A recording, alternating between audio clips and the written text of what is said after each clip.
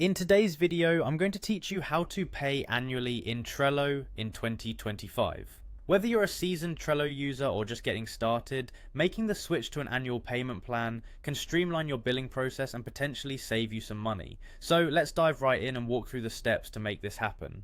To begin, open your web browser and head over to Trello.com.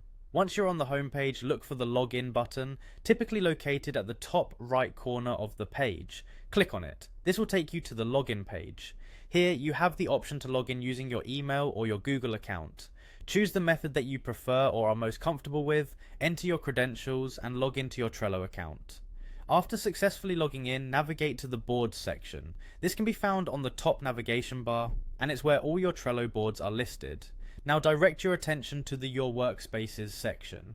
In this area you'll find a list of all the workspaces you're part of. Click on the workspace that you'd like to manage. Once you're in the desired workspace, search for the settings menu. It might be represented by a gear icon, or it could simply be listed as workspace settings in the options panel or menu. Go ahead and click on it.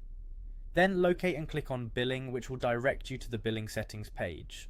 At this point you'll be presented with various subscription plans. You can opt for the standard plan, or if you require more features you might prefer the Trello premium plan. Carefully consider which plan best suits your needs based on the features and benefits they offer. Now, an important step to ensure you're choosing the annual payment option. Look for a toggle button or selector that allows you to switch from monthly to annually. If it's not already set to annually, make sure to change it so that you'll be charged for a year up front. This can sometimes offer a discount compared to month-to-month billing. Finally, after you've made your selection and confirmed the billing period, proceed by clicking on Next, Confirm Payment.